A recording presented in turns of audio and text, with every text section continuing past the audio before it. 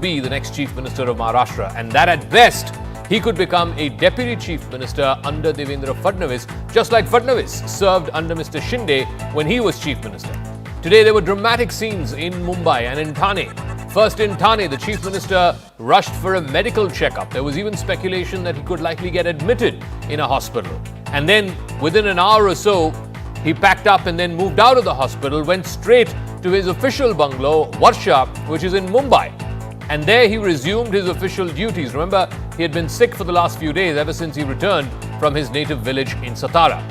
In Varsha, after resuming his duties as caretaker chief minister, he even chaired a virtual meeting discussing about the preparedness for 6th of December, which is Ambedkar Jayanti. And of course, we know that in Maharashtra, that is celebrated in a big way.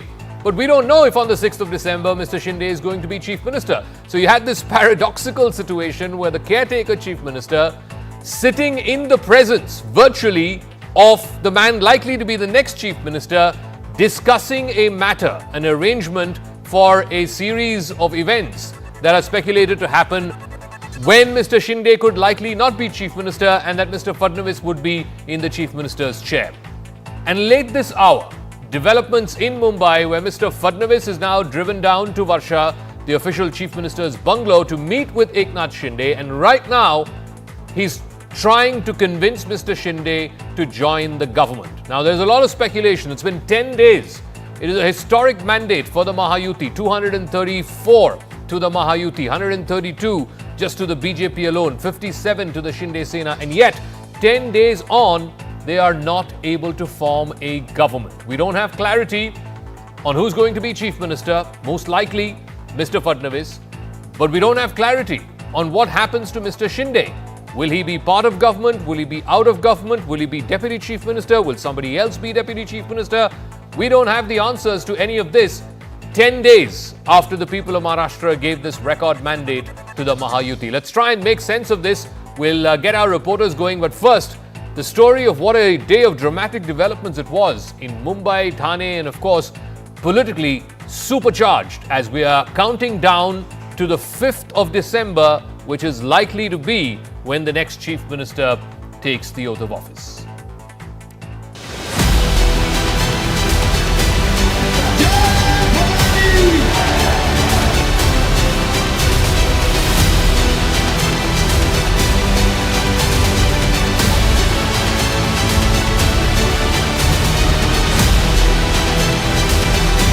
तब्येत चांगली आहे.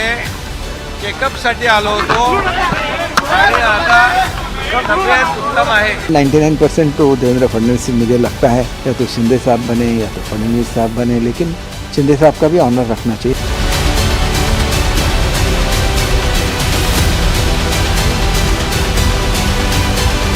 High command जो कहेगी उससे हम वहाँ के नेता चुनते हुए डिक्लेयर करेंगे. He is not ready to accept the deputy CM seat. But I appeal that he should accept anything. Otherwise, he will be the chairman of the Mahayuti. And Eknath Shinde playing hardball. What does he want? Is it a feeling that he's hurt, that he was chief minister before, the elections were fought on his face, Mukhyamantri Ladki Behan was the biggest game changer in that election, and now he feels that a rightful kursi or a rightful chair is being taken away from him. Is that the nub of the problem? Yasha Kotak is joining us live from Mumbai. Even as we speak right now, Yasha, I believe that Mr. Fadnavis is driven up to Varsha, to the official residence of the chief minister. That meeting's been going on for about half an hour now. Any word you're picking up from inside? What's going on? What is this last-minute attempt to try and convince Mr. Shinde to come on board, be part of the government, be the deputy chief minister? What's going on?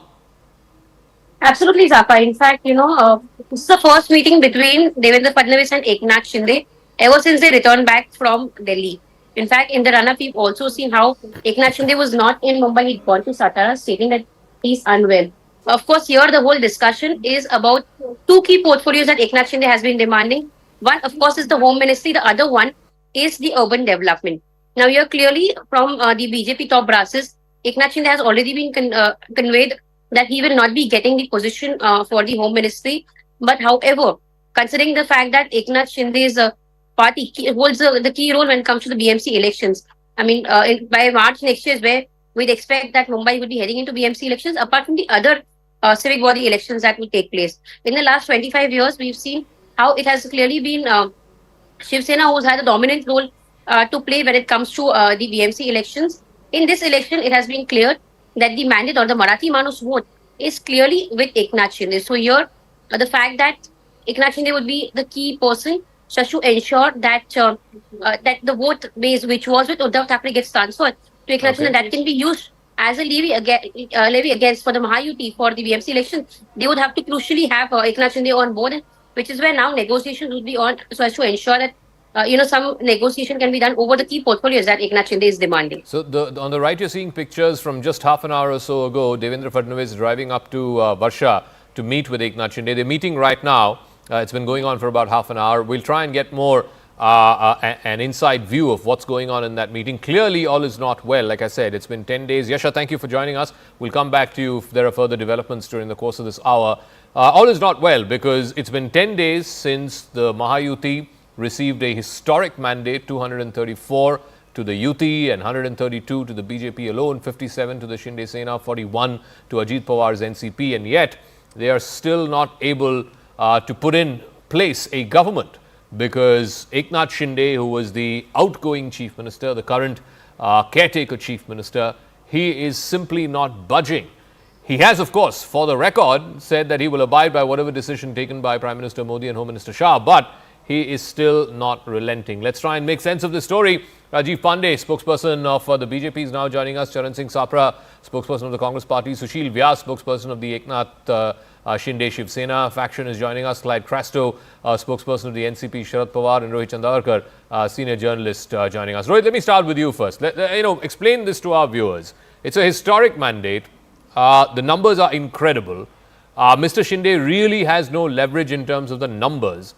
How and why is he still holding out? Well, Zakka, the big story, I think, is, the meeting that is happening at Varsha right now, and everybody is saying that there is some kind of resolution in sight. But to answer your question, this clearly is a problem of plenty. The problem here is that Mahayuti, all three constituents of Mahayuti have got too many seats compared to their expectations. And I think they are getting uncomfortable with each other because Ajit Pawar also has got many more seats than what was expected. Eknath Shinde has also got many more seats than expected. And same with the BJP. So BJP now thinks that, the alliance partners should not override. They should not kind of dominate because they have too many numbers, too many MLAs compared to what was expected. And they will ask their pound of flesh now. So BJP has got aggressive from the beginning itself. Eknath Shinde also retaliated by being aggressive, asking for Home Department, urban development, and the Speaker of the Assembly's position. So all these three he has asked. Now, we know what has happened last 10 days and all. There is a lot of back and forth going on. Finally, it looks like today afternoon when Eknath Shinde went to Jupiter Hospital in Thane and said that he was unwell and all of that. There was a message from the BJP to him that, look, we are willing to, take 2 steps backwards and you come and, meet us and all that. So Eknath Shinde took discharge and went and, waited at Varsha, where first Uday Samant reached, then Girish Mahajan, senior BJP leader, reached, and now we are hearing Devendra Fadnavis himself has reached. So it looks like our guess is that Eknath Shinde will finally participate in this government. Okay. He is likely to accept Deputy Chief Minister's position. Now the only question is whether the 3 positions that he's asking, that is Home Ministry, Urban Development Ministry, and the Speaker position of Assembly, whether all 3 will be given to him or 2 out of 3 will be given to him, is what being discussed right now. Okay. Let's ask political spokespersons. Rajiv Pandey, give or take whatever the negotiations are, this portfolio, that portfolio, those are nitty-gritties, and that's part of any coalition government. That's par for course. But here is what Mr. Shinde, I'm just giving you a timeline of what he said over the last week or so since the results came, the last 10 days. 27 November, Shinde says he will back the BJP's choice for chief minister. He said this publicly in his house in Thane. 29th of November, a day after they came back from Delhi after meeting Amit Shah, there was supposed to be an NDA meeting between the 3 of them. That got cancelled. Mr. Shinde leaves for Satara. He's gone to his native village. 1st of December, he returns from Satara to Thane. He says he's not feeling well. 2nd of December, the Shinde Sena is not willing to accept Deputy Chief Minister's post. Today, 3rd of December, Mr. Shinde rushes to hospital. There is speculation he may even get admitted. Within an hour, he comes out and he says all is well. Then he comes to Varsha, chairs this virtual meeting. And now, as Rohit was saying, Mr. Fadnavis, among others, has come to call upon Mr. Shinde. What is going on? I mean, I think it's very apparent that he is playing like a lover who's been spurned. Zakka, you have stated what has happened in last 1 week. I do not find any contradictions in this. I do not find. Can you hear me, Zakka? Yeah. Go on, Mr. Pandey. Go on. Yeah. So the issue is there is nothing. It's such a big victory, and all three parties are together. They have met our Honorable Home Minister at New Delhi, Amit Shah ji, and there may be, because now has to be formed, government has to, so maybe final nitty-gritty maybe being discussed between Shinde ji and Fadnavis saab. What is this? Media wants that, instant coffee type or 2-minute Maggie type. Things are going very well. You have seen what we were saying before election, Zakka Sahab, that we are working, and because on your channel, at least on 3 shows, I said, if we have not worked, we will lose the election. Now, so we have not lost the election. And those people who are having blood in their hand, they have lost like anything, like Rajiv Gandhi's parties. What I am trying to say, Zakka Sahab, that time we said that we are together, we will win the election. We have won. I am saying we all 3 parties are together. We will form the government and तो बना लेते ना अब तक पांडे जी, इतना मतलब देरी क्यों है? इतना रिकॉर्ड मैंडेट दे दिया महाराष्ट्र की जनता ने. What are you waiting for 10 days? Zakka Sahab, we believe in consultation. We are not a party who imposed emergency like Indira ji, that I am the Indira is India, India is Indira. It is not like this in BJP. We consult. You see, consultation is going on. Just one line. What I am saying, Amit Shah ji met all 3 top leaders of Maharashtra, all 3 parties, which is Mahayuti. Then now, right now, Deputy CM and Caretaker CM, Deputy CM and Caretaker CM is meeting. Pawar Sahab, Ajit Pawar Sahab has gone to Delhi. So I do not find, Zakka Sahab, any unusual things. Because you think that it should be done as early as possible. The reality is that the numbers are so stacked heavily in BJP's favor that Mr. Shinde really has no choice. BJP has 132, and I believe there are at least 5 to 7 other candidates who have fought on BJP symbol, who have been loaned by BJP to other parties. So that goes up to 137, 138. So BJP really doesn't need Mr. Shinde. And Mr. Pawar, Mr. Ajit Pawar, on day 1 saying that they have no problem backing Fadnavis, has pulled the rug from under Mr. Shinde's feet. So political reality is, the reality of the cold numbers is, Charan Singh Sapra, Mr. Shinde has no choice. He has to back this government. Yeah, Zakka, you have rightly assessed the situation that Shinde has to join. Shinde is not looking comfortable. That's why he's looking like a majboor partner of the Mahayuti. And I would like to state, ki band baja barat taiyar hai, but the groom is not finalized. 10 दिन हो गए. If they are in so comfortable position, तो 10 दिन में इन्होंने तय कर लेना चाहिए था भाई कौन चीफ मिनिस्टर बनेगा. So the groom is not yet finalized, and Shinde is more worried because Shinde knows the tendency of Bharatiya Janata Party's use and throw policy. The way they have used Uddhav Thackeray or Pashupati Paras or maybe the Akali Dal or earlier TDP or earlier JDU. So Shinde knows all this politics, and even he remembers the statement of JP Nadda, who had said कि छोटी पार्टियां अब धीरे धीरे खत्म हो जाएंगी, यानी smaller parties will vanish with the time. No, but Sapra साहब इतनी बड़ी mandate मिली है उनको, वो 10 दिन ले या 20 दिन ले, क्या फर्क पड़ता है? नहीं, देखिए शिंदे साहब की वरी क्या है? What is he worried about? He doesn't want to look like he was looked as a majboor chief minister. He doesn't want to look like as a majboor ex-chief minister. But tell me, he doesn't want to look like a puppet. Last time, after all the drama and stuff, Uddhav Thackeray took more than 1 month to be sworn in as chief minister. See, that time the ideologies were different. We had to make a common minimum program.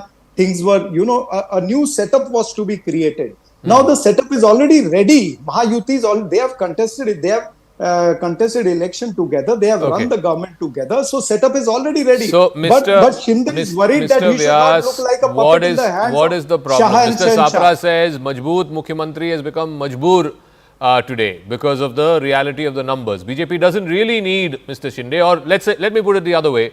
Mr. Shinde cannot blackmail the BJP because he doesn't have the numbers. The BJP doesn't need his numbers.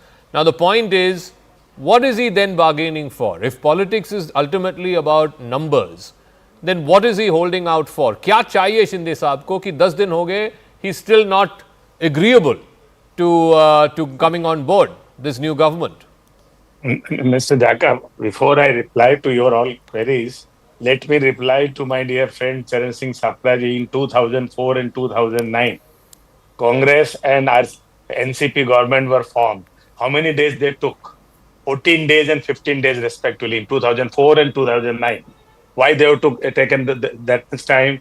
They were also having majority. So they see in politics certain things, some consultation, negotiation between the parties in alliance, it has to take place, and that strongly and smoothly everything once decided, then only we can move forward. Like we have elected our legislature leader Eknath Shinde 5 days back.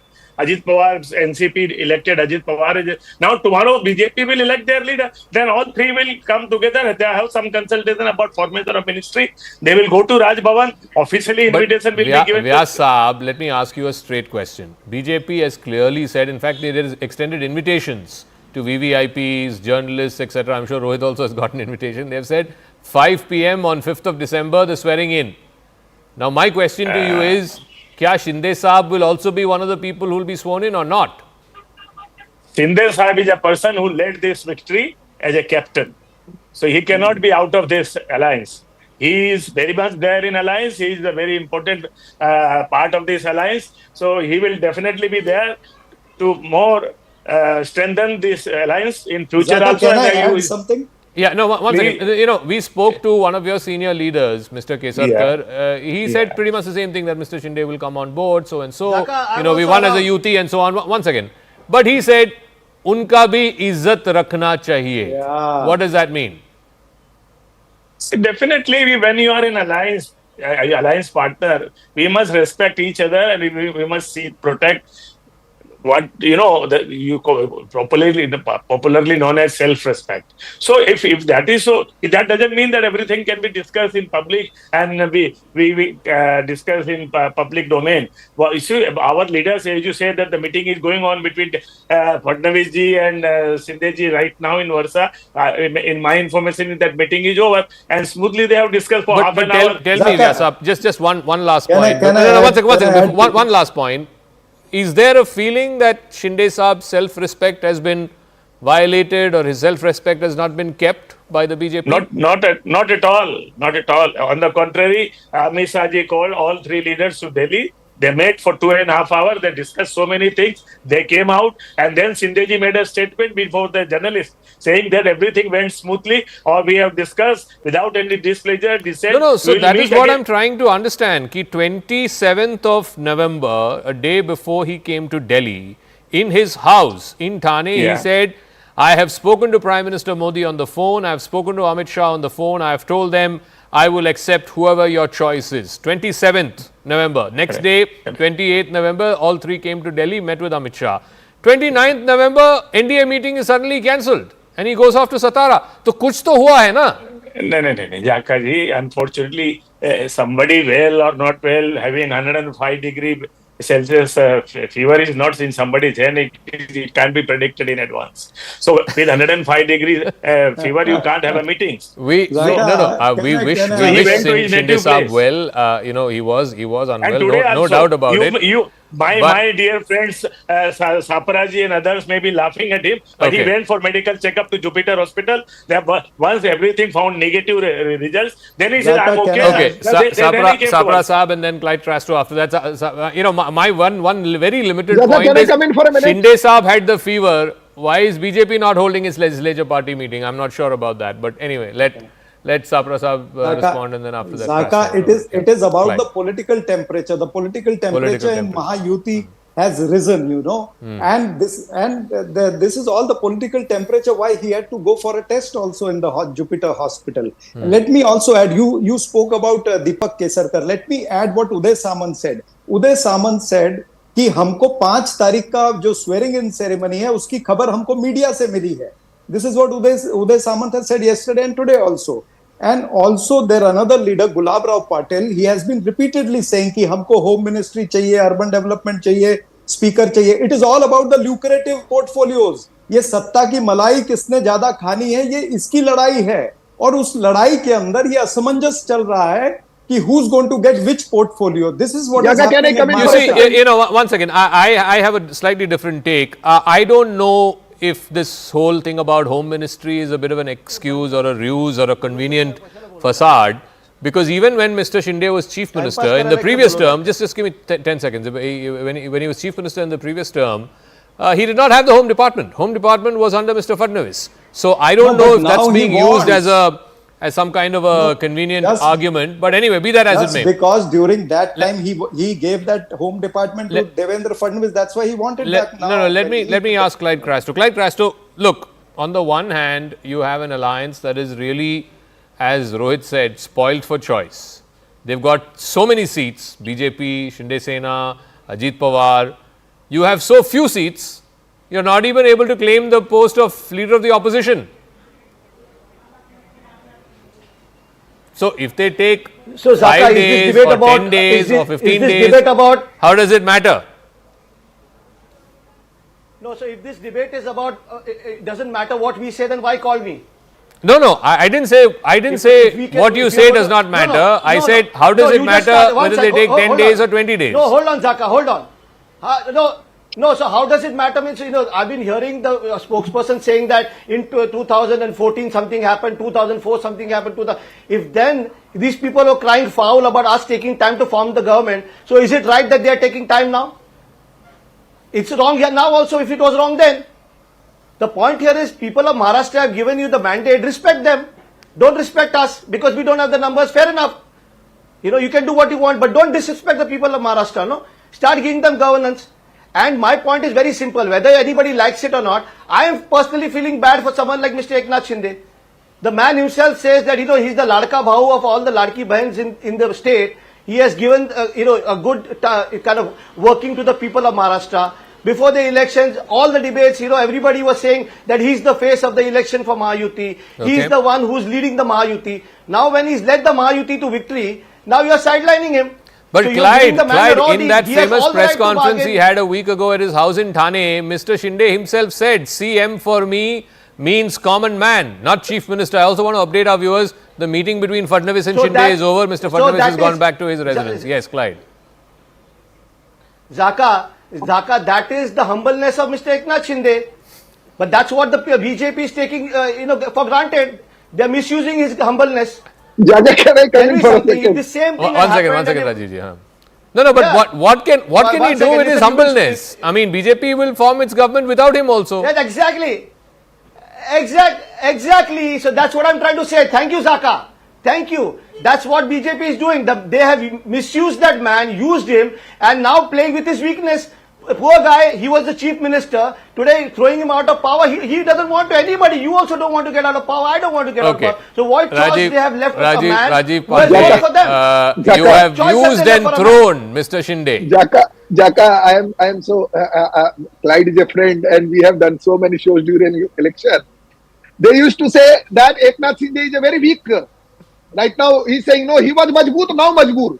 This is the level of Congress spokesperson. He is saying he was very. One second, sir. Can I? Sorry. I'm not talking about you, sir. Come on.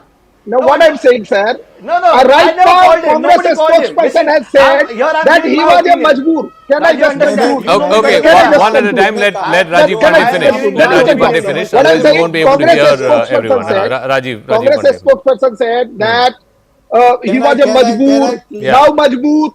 What is this? It looks like that they are, it was BJP who had almost 2.5 times seats. We projected Eknath Shinde ji as a CM and he was our CM. He was leading election, but it was decided that the leaders of Mahayuti will be decided post-election. Now, Eknath Shinde ji has himself said that BJP CM and I will BJP CM will be made by the parties, by the Mahayuti. But So there is no issue. Rajiv ji, एक बात बताइए. You yourself said Shinde was projected. We fought under Shinde's leadership. ऐसा क्या हो गया कि अब शिंदे को बोलना पड़ा कि I will back the BJP chief minister? No. Zakka Sahab, we fought election.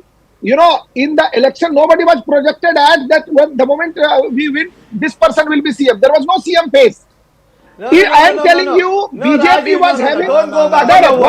Clyde refuses to buy that. Sapna Saab is also refusing to buy that argument. Completely wrong. चलिए छोड़िए. Let's ask व्यास साहब. व्यास साहब, क्या कुछ ऐसा projection था कि मतलब इनके चेहरे के अंडर हम फाइट कर रहे हैं एज द लीडर? बताइए व्यास साहब. The BJP leadership said that. Let व्यास साहब. He's from Mr. Shinde's party. Let him respond. क्या ऐसा कुछ था कि चुनाव इस चेहरे के नीचे हम लड़ रहे हैं?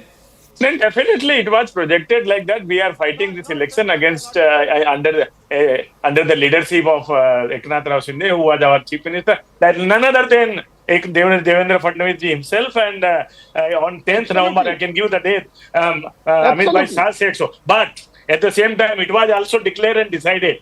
Post-election, all three parties' leaders will sit together and have decided the chairperson minister. So right now, what is happening is the three leaders of the three parties are not able to sit and figure it out because one of them thinks that the election was fought in his name, therefore he should be made chief minister. Zakka, excuse me saying that. We think that they are not sitting together and they are not meeting each other. But today, now we are online meeting, we are having Zoom meeting. They may also be having meetings on phone or deciding something. You will see on 5th. Vote taking ceremony will. So let me ask Rohit this. This is the question that no one wants to bite this bullet. I think the messages are now coming out from the BJP itself that look, 5th 5 p.m. is the swearing in. It's fairly certain that Mr. Fadnavis will be chosen as the legislature party leader tomorrow, and they will all go and stake claim tomorrow before the governor. So day after tomorrow, my question is, if Mr. Shinde says, I am not going to be sworn in as deputy chief minister, I don't want deputy chief minister, will the swearing in still go ahead with or without Mr. Shinde? The swearing in will definitely happen. It will go ahead in case Mr. Shinde says, I don't want to be part of this, because the understanding is, and we are learning from multiple sources, that there is agreement that some other ministries, like the PWD ministry or some other ministries, will be given to Shinde's people, and they in any case will be there in the government. The question is whether Shinde is going to remain outside and show his protest, exhibit his protest. And it is kind of ironical or almost entertaining to see how Sharad Pawar's party is now, saying positive things about Eknath Shinde, saying that he, it's nice to see his modesty and all those things. Badalte Rishton Ki Dastan, that was like the tagline of one soap opera 20-30 years ago on national TV. So this is Badalte Rishton Ki Dastan. Everything is changing. Ajit Pawar has suddenly got very close to Devendra Fadnavis, close to BJP. He is now looking like the most trusted alliance partner that the BJP has instead of Eknath Shinde. So there is competition between Shinde and Ajit Pawar to be the larger alliance partner in Maharashtra government. But let me ask you something, Rohit. So this whole argument that was put forth for the last 2.5 years by Uddhav Thackeray that look, BJP made a promise, they did not keep their promise, they used and threw. How real is that fear of repeating itself? Or is Mr. Shinde cut from a different cloth? There's no question of him ditching this alliance. He can sulk, he might, have his own grievances, so on and so forth. But at the end of the day, he's very much in the Mahayuti's corner. He's not going to, ditch this side and either go independent, go his own way, or least of all, go to the other side. Zakka, Maharashtra has seen this coalition politics, politics of alliance partners being in the government for over 25 years since Sharad Pawar formed his party and, got into alliance with Congress in 1999. Ever since then, there has been alliance politics in Maharashtra. And whether it is the Saffron Alliance or whether it is the Congress-led alliance, believe me, there has been always these kinds of clashes that we have seen. This time, the odd thing, the last 4 years, 3 years, the odd thing this time is that there are three partners on both sides. Earlier, it used to be two partners, Congress and NCP one side and BJP and Shiv Sena on the other side. Yeah. Now, multiple partners are creating this problem. And like I said, which you seconded, that too many MLAs being there in the ruling side, that has generated a kind of unnecessary competition between them, perhaps bordering on getting insecure. Okay. And Shinde obviously knows how the BJP works, and BJP's grand plan for 2029 for Maharashtra is definitely to fight, Shat Pratishat BJP, fight at least 90%, 95% seats of the Vidhan Sabha with just BJP Karyakartas. That is their plan, and everybody knows about this. So Sharan Singh Sapra, the point then is that, as Rohit was saying, Mr. Shinde is not going to do an Uddhav Thackeray. I think that's very, very clear. In fact, the reason he said he led that rebellion was because Uddhav Thackeray had given up on the founding ideals of the Shiv Sena, the Hindutva ideology of Balasaheb Thackeray, and that's why he jumped ship. Now, he can't be going back to the Uddhav Thackeray camp. He can't be going back to the mothership, as it were, because that then completely alienates his own base and his own politics, right? The true Sainik that he claims he represents is not going to be particularly enamored if he goes back to what he had called the Gaddar Sena, right? So, the point is, he can sulk for a few days, he might have some sour grapes, some people from Delhi might have to come and, manao him and patao him and so on and so forth. But at the end of the day, he is very much in the corner of the BJP. See, Zakka, he might remain in the corner of BJP. But let me tell you, somewhere in the mind, he's having a fear that what BJP did with Uddhav Thackeray, they can easily do it with Eknath Shinde also. That is the fear in Eknath Shinde's mind, that BJP can anyway and anytime they can split his party. And there are at least 7 or 8 MLAs who have come from BJP to Shinde Sena and they have got elected. Like one in Mumbai, Murji Patel. There are 7 or 8 MLAs from BJP who have come to Shinde Sena and they have got elected. So he will always be having this fear that my party might break. And number 2, let me also remind you that earlier I said that Shinde considers himself to be a Majboor chief minister, doesn't want to become a Majboor ex-chief minister. Okay, so I'm just getting breaking news, and I think this confirms what Rohit was saying earlier on in the program. After this meeting between Eknath Shinde and Devendra Fadnavis, the word that we are getting is that Eknath Shinde has agreed to take the Deputy Chief Minister's position, but the deadlock still continues over the position of Speaker and the question of Home Ministry. Who gets the Home Ministry? So, that's the breaking news that we have right now.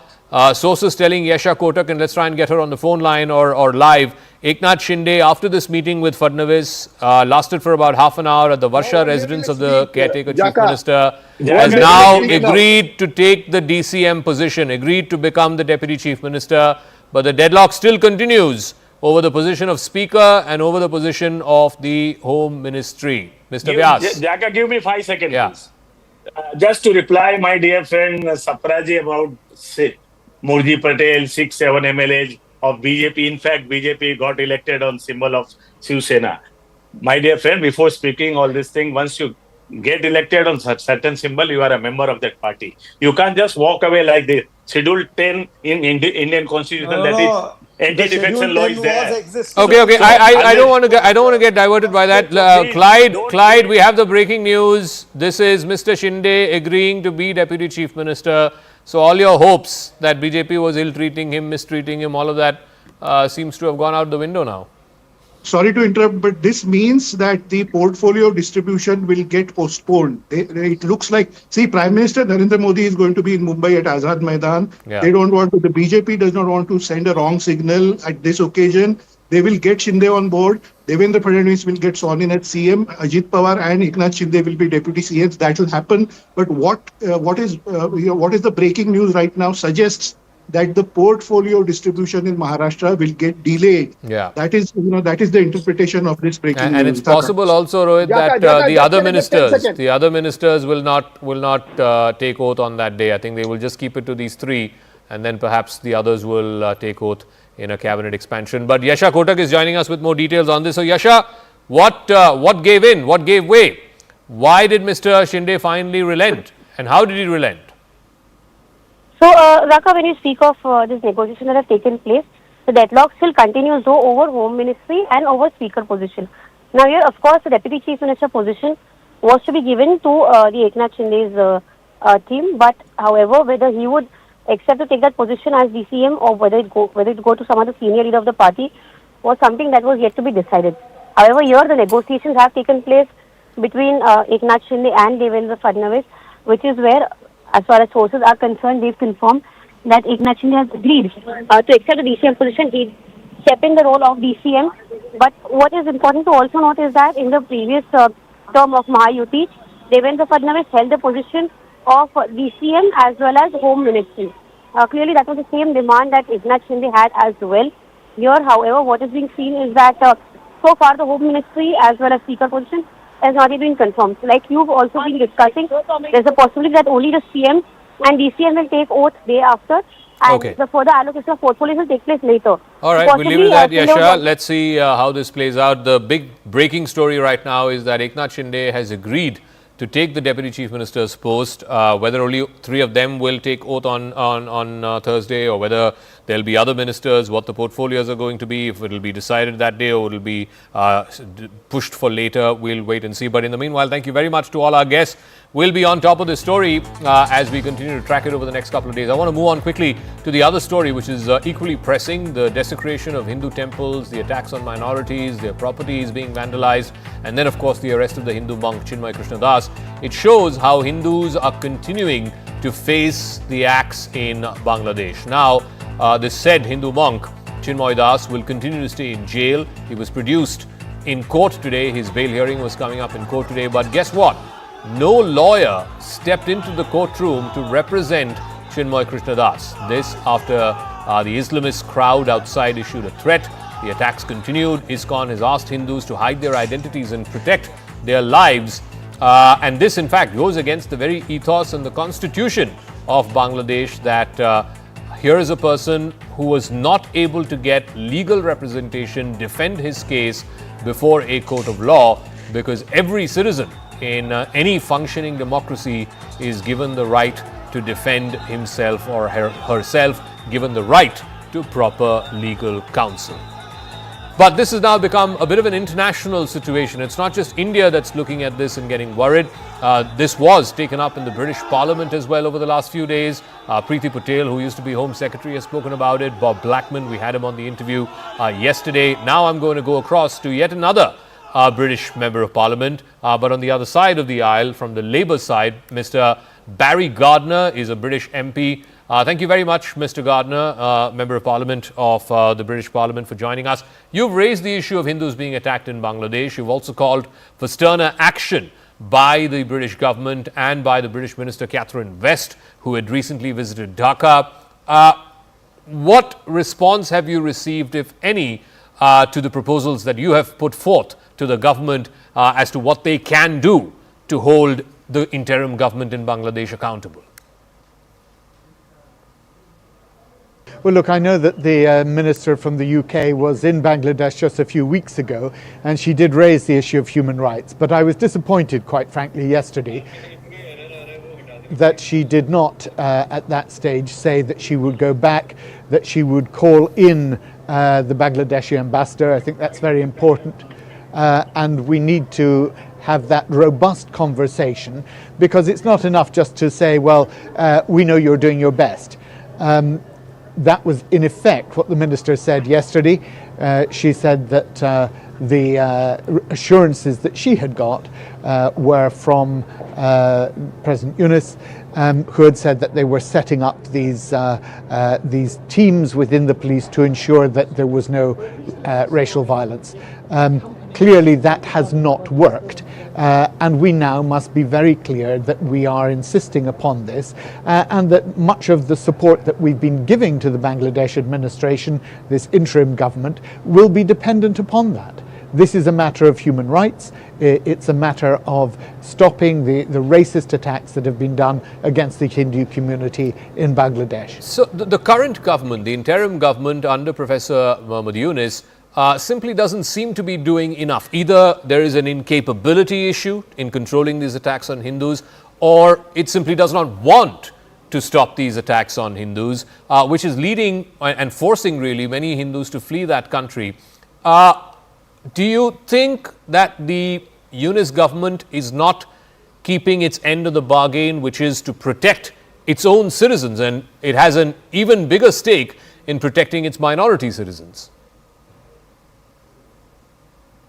Well, look, you know very well that the percentage of the population in Bangladesh that is Hindu has declined markedly over the past decade or so. We're now down to less than 10% of the population being from a Hindu background. So people have voted with their feet. They have simply left the country. And I'm afraid that that is because there has been repeated outbreaks of aggression and violence against the Hindu community. So there's always been a tension in Bangladesh, as you well know. The 1971 constitution was a secular constitution, and that was a very good thing. But that was overturned in 1988 to make the country an Islamic republic. And now what we've seen, and look, I make no pronouncements on the new government, and I don't want to cast aspersions on the old. All I know is that the previous Awami League, for whatever failings they had, and there were certainly many of them, they did try to keep the tensions that exist under control, and I just hope that the new government, and certainly the interim government, is able to do that until we see a fully fledged new government forming. I do want to ask you, how worried are you about the very real possibility that after the next elections happen, whenever they happen, sooner the better, that the BNP, the Bangladesh Nationalist Party, the Jamaat, which was banned for a number of years when Sheikh Hasina was in power because it was an Islamist organization, they will come to power, and these inner tendencies, these communal undertones will sort of bear its fangs again out in the open? Well, look, I don't want to interfere in the democratic process of another Commonwealth country, and I think that's very important. But what we must always insist on is that to be part of the Commonwealth, you have to be very clear that you are upholding human rights and that you are not permitting, let alone inciting, any internecine tensions. You know, when you look at other cases of people fleeing, whether it's the Rohingyas who fled from Myanmar, the Yazidis in Syria, Iraq, etc., United Nations bodies, including the General Assembly, the Security Council, have been quick to intervene, issue statements of condemnation, express concern, but we're not seeing any of that from any of the UN bodies when it comes to Hindus fleeing from Bangladesh. What is your take on that? Well, look, I think it is a matter for the UN. I think it's absolutely important that the UN takes this seriously. We're not seeing the whole-scale removal of people that happened with the Rohingyas, the way in which there were those visually very arresting photographs and video footage of lines of people leaving the country and being forced out. That's not the situation yet in Bangladesh, but it must not come to that, and that's why it's important for the international community to speak loudly and to speak now.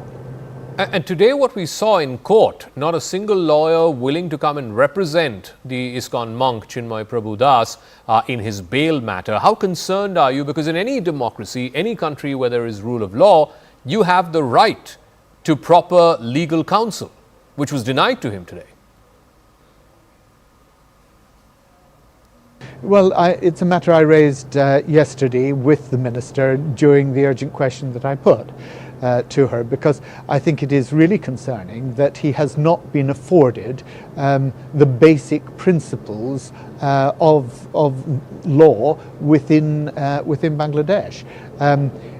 He has not got due process, and it's absolutely essential in any country that people have access to a fair judicial system.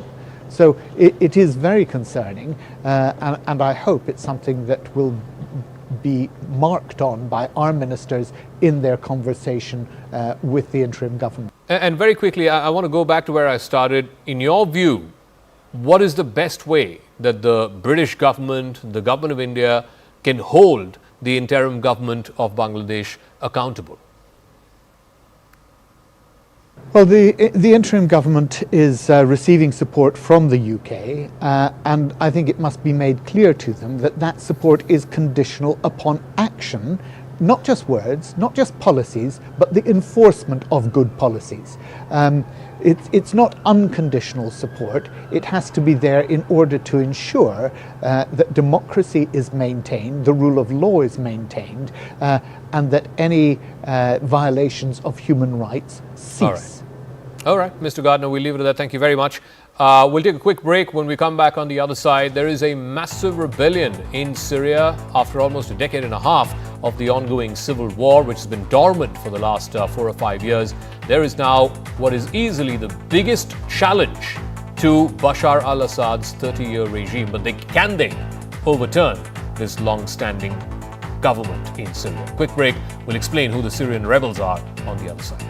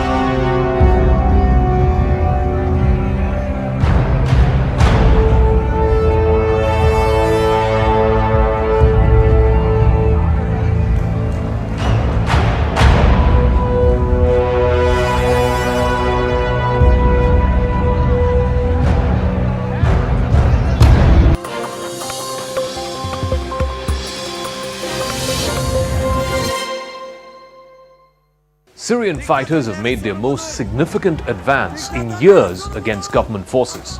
This has now heated up an ongoing civil war which has been frozen for a number of years now. The new rebel push began last week in the Aleppo province in northwestern Syria. By the end of the week, anti-government rebels had captured most of the major city of Aleppo. This has been confirmed by a British-based monitoring group, the Syrian Observatory for Human Rights. The rebels took control of the second biggest city in Syria within hours, and surprisingly, they encountered very little resistance from Syrian government forces. The offensive by the rebels aims to stop the attacks by government forces as well as militias that are backed by Iran. This is the most serious challenge to President Bashar al-Assad in years. 3 days of fierce clashes have killed more than 150 combatants from both sides. In addition to these deaths, more than a dozen civilians have also been killed by both Syrian and Russian airstrikes. This has been confirmed by White Helmets, which is a rescue group based in opposition areas. Russia and Iran for years now have helped Bashar al-Assad's autocratic regime stave off the rebels. So on Crux Decode, who are these rebels? Who is leading them? What is their objective? And most importantly, will they succeed in changing the course of the Syrian civil war, which has been going on for more than a decade now?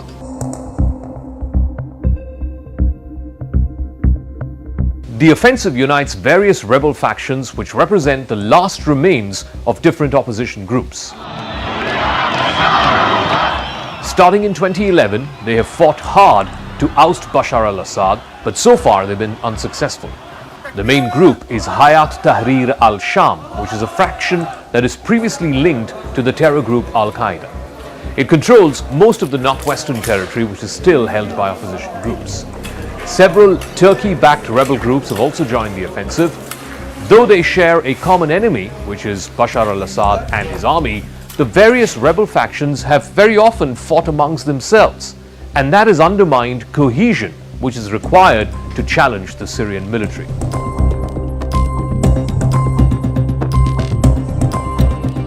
In a video statement announcing the offensive, Lieutenant Colonel Hassan Abdul Ghani, who is the military commander of the opposition, said that the attack was aimed at stemming Syrian airstrikes as well as other attacks on opposition-held territory. This is what the Lieutenant Colonel said, and I quote, "To push back their fire from our people, this is an operation, not a choice. It is an obligation to defend our people and their land. It has become clear to everyone that the regime militias and their allies, including Iranian mercenaries, have declared an open war on the Syrian people." Iran has backed the Syrian government throughout the war, sending its commanders from the powerful Revolutionary Guards force to bases and to the front lines, backing militias, sometimes with thousands of fighters, to defend the government of Bashar al-Assad.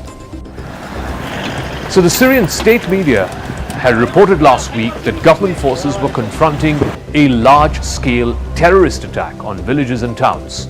Since the early days of this conflict, the government has characterized all opposition as terrorists. The government said it was responding in cooperation with friendly forces without specifying who those friendly forces were. It also claimed to have inflicted heavy losses on the rebel side. Syrian state media has been challenging the narrative put out by rebels, reporting that the Syrian military had captured groups of terrorists who were filming inside Aleppo. Government forces and their Russian allies had launched intense airstrikes on opposition-held territory on Friday last week, including more than 24 attacks on the city of Idlib. The Russian government confirmed it was bombing Syrian rebels, but it did not give specific locations. The Russian ministry has said it had captured more than 200 fighters in the suburbs of Aleppo and Idlib, and all of this was part of its joint operations with the Syrian military. The official Syrian news agency Sana has reported that 4 people were killed when rebels fired on the Aleppo University in the western part of the city. The United Nations Humanitarian Agency said that Aleppo's international airport and some of its hospitals were closed, and other hospitals were near capacity, and security in the city was rapidly deteriorating.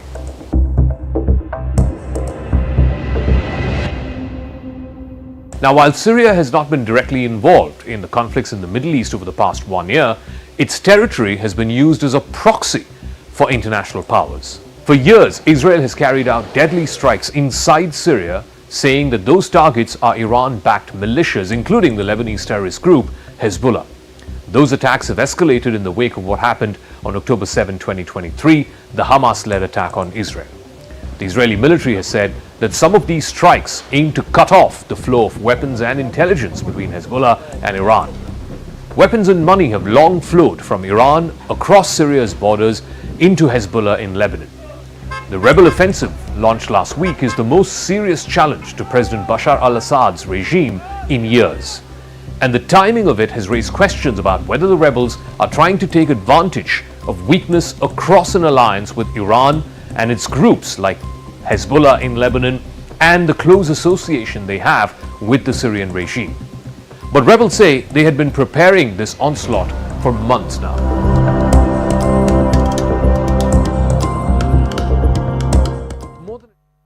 Greenlam Laminates presents CNN News 18 Primetime Studio.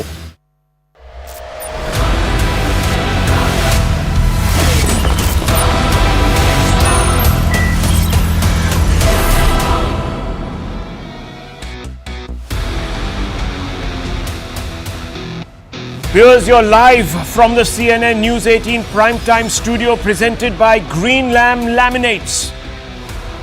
Well, finally, on the 7th day of the winter session, some business was conducted in Parliament. As you may all well be aware, vociferous protests by the Congress on the Adani indictment issue saw 6 working days wasted, viewers, completely washed out. But what led to Congress blinking and allowing the House to function today? The answer is pressure.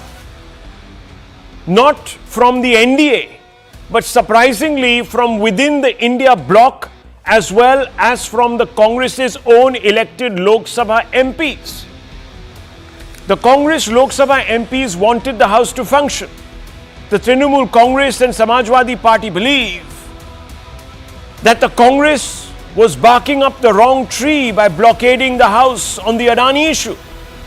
In fact, all three, barring the Gandhi family and some others who are close to the Gandhi family in the Rajya Sabha, members of the Congress in the Rajya Sabha, believed there were other more important issues to be taken up in Parliament that had a greater public connect.